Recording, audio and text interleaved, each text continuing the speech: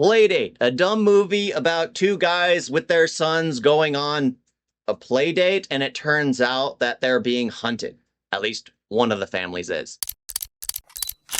Hello there, namaste. So, the first thing I gotta say is the depiction of what a fatherless child is raised to look like just seemed so perfect in the beginning. The kid that was on TikTok who preferred dancing, who preferred it just like he doesn't know anything about sports. His stepfather told him one thing.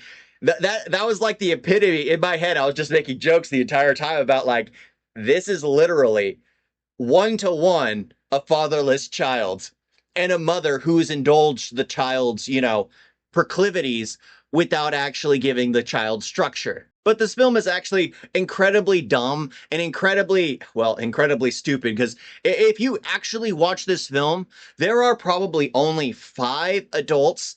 Well, I guess all the ones that were knocked unconscious at the end. So probably close to 20 adults that could be KIA'd during the course of this film. But at the very end of this film, they kill over 100 kids. Over 100. And I'm just like, what the heck are you doing here?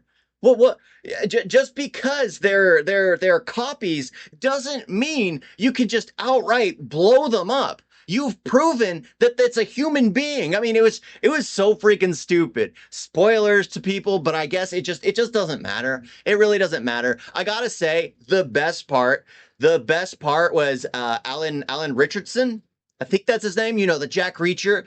Him and his son. That was the best because when he's like doing a dance and everything, you see his kid in the back of the car doing the exact same thing. It's like he emulates him so perfectly. I freaking loved that. That was like the best part of the whole movie. Everything else was just like, this is so freaking dumb.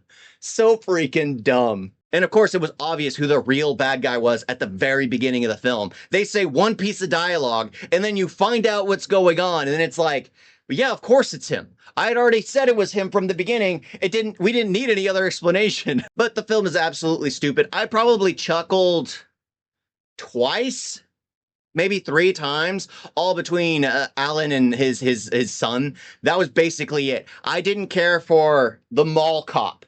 I didn't care for him at all. He was playing very brown nosing, I guess because he just doesn't fit in. He doesn't have a backbone. He's like the beta male, and then you had the alpha male, basically being best friends and working together. I think that was the funny part because you basically have the alpha male, absolutely alpha male, and then he's wanting to be best friends with this beta male and carrying him along into adventures.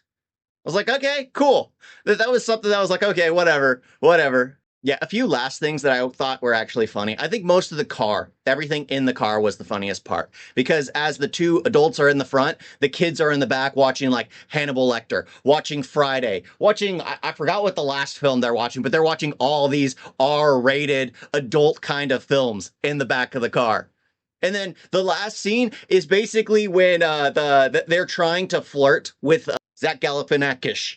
Yeah, he called him Ish because he looks like it. Yeah, well, they're flirting with him. That was the other funny part. It's like, no, you're doing it wrong. Let me do it. You're doing it wrong. He gives the alpha male gives the phone to the beta male, and the beta male's all sensitive and everything because he can play the female role.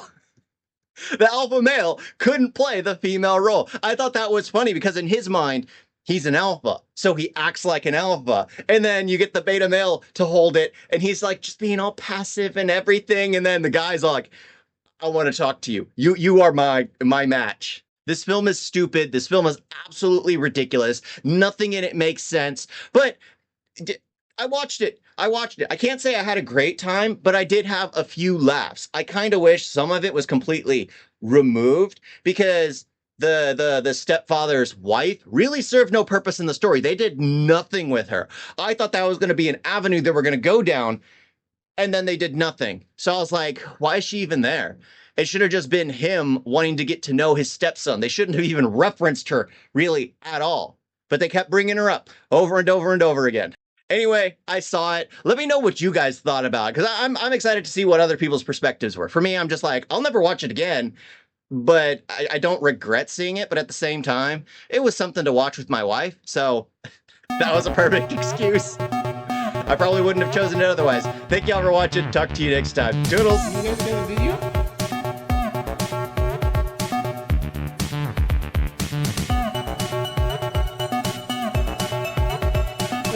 So bad.